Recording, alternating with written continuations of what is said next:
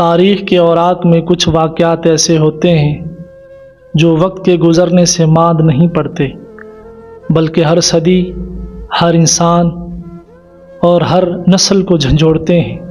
کربلا ایسا ہی ایک واقعہ ہے۔ یہ صرف میدان جنگ نہ تھا، بلکہ یہ انسانیت کا سب سے بڑا امتحان تھا، جہاں تلواروں نے جسموں کو کاٹا اور صبر نے تاریخ کو فتح کیا۔ سن 60 ہجری مدینہ منورہ۔ سن 60 ہجری میں یزید تخت نشین ہوا۔ یزید فسق و فجور، ظلم و جبر اور اسلام کے اصولوں سے دور انسان تھا۔ وہ چاہتا تھا کہ دین محمدی صلی اللہ علیہ وسلم اس کے اقتدار کے تابع ہو جائے۔ اس لیے اس نے نواسہ رسول حضرت امام حسین علیہ السلام سے بیعت طلب کی، مگر امام نے فرمایا، مجھ جیسا یزید جیسے کی بیعت نہیں کر سکتا۔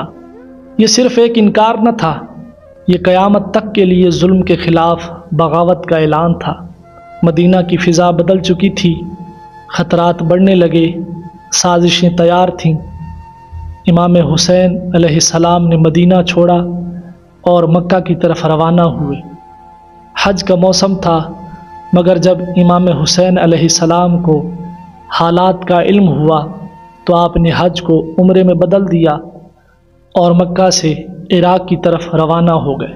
اہل کوفہ نے ہزاروں خطوط بھیجے تھے کہ اے نواسہ رسول، ہم آپ کے ساتھ ہیں، آپ کو اپنا امام مانتے ہیں۔ امام اپنے اہل بیت اور چند جانثاروں کے ساتھ عراق کی سرزمین پر پہنچے اور 2 محرم کو کربلا کی سرزمین پر خیمے نصب کیے۔ کربلا، وہ کربلا جہاں دریائے فرات بہتا تھا، مگر امام کے خیموں تک پانی بند کر دیا گیا۔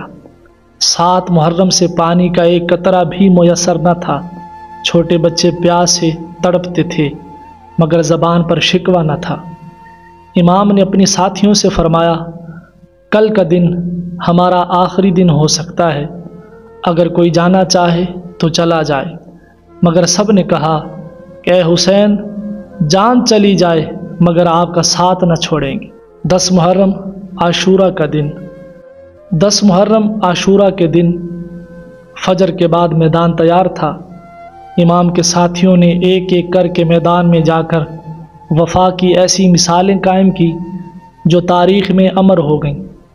حضرت علی اکبر، جو رسول اللہ صلی اللہ علیہ وسلم کے ہم شکل تھے، جوانی میں ہی شہید ہوئے۔ حضرت قاسم، 13 برس کے پھول جیسے بچے، جو چچا سے صرف ایک ہی سوال کر کے میدان میں اترے، چچا کیا میں بھی شہید ہو سکتا ہوں؟ اور امام نے ان کے ماتھے کو چوم کر رخصت کیا۔ حضرت عباس، حسینی لشکر کے علم بردار، جنہوں نے دریائے فرات تک پہنچ کر مشکیزہ بھرا مگر خود پانی نہ پیا، دونوں بازو کٹ گئے، پھر بھی پانی خیمے تک لے جانے کی کوشش کی، شہید ہو گئے مگر وفا کی مثال چھوڑ گئے۔ شہادت امام حسین علیہ السلام۔ آخر میں نواسہ رسول صلی اللہ علیہ وسلم حضرت امام حسین علیہ السلام خود میدان میں اترے۔ وہ شخص جس کی پشت کو رسول اللہ نے اپنے کندھوں پر بٹھایا تھا، آج پیاسا، زخمی اور تنہا مگر سر بلند۔ ظالموں نے چاروں طرف سے حملہ کیا، نیزے، تیر، تلواریں، اور آخرکار شمر لعین نے امام حسین علیہ السلام کا سر تن سے جدا کر دیا۔ آسمان غمگین ہوا، زمین ساکت، فرشتے بھی رو پڑے، اور تاریخ ہمیشہ کے لیے حسین کے سجدے کی مقروض ہو گئی۔ امام حسین علیہ السلام کی شہادت کے بعد خیموں کو آگ لگا دی گئی۔ اہل بیت کی عورتوں کو قیدی بنا کر دربار کوفہ اور شام میں لے جایا گیا۔ بی بی زینب، جنہوں نے بھائی کی لاش کو سنبھالا اور پھر قیدی ہو کر بھی یزید کے دربار میں خطبہ دیا، جس سے تخت لرز گیا۔ فرمایا، اے یزید، تو سمجھتا ہے کہ تو جیت گیا؟ ہرگز نہیں، ہم نے اپنا سب کچھ قربان کر دیا تاکہ دین محمدی صلی اللہ علیہ وسلم بچ جائے۔ کربلا ایک جنگ نہیں تھی، یہ اصولوں کی بقا تھی۔ یہ دکھاتی ہے کہ تلواریں طاقتور ہو سکتی ہیں مگر حق ہمیشہ غالب ہوتا ہے۔ حسین آج بھی زندہ ہیں، یزید مر چکا ہے اور ہمیشہ کے لیے رسوا ہے۔ کربلا ہمیں سکھاتی ہے کہ ظلم کے خلاف کھڑے ہونا عبادت ہے اور حق کے لیے مرنا کامیابی ہے۔ کربلا آج بھی جاری ہے، ہر دور کا یزید نیا لباس پہنتا ہے اور ہر دور میں حسین کی یہی صدا گونجتی ہے کہ میں موت کو سعادت اور ظلم کے ساتھ جینے کو ذلت سمجھتا ہوں۔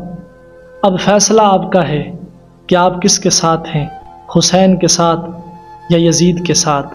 کسی شاعر نے کیا خوب کہا کہ افضل ہے کل جہان سے گھرانہ حسین کا، نبیوں کا سلطان ہے نانا حسین کا، ایک پل کی تھی بس حکومت یزید کی، صدیاں حسین کی زمانہ حسین کا۔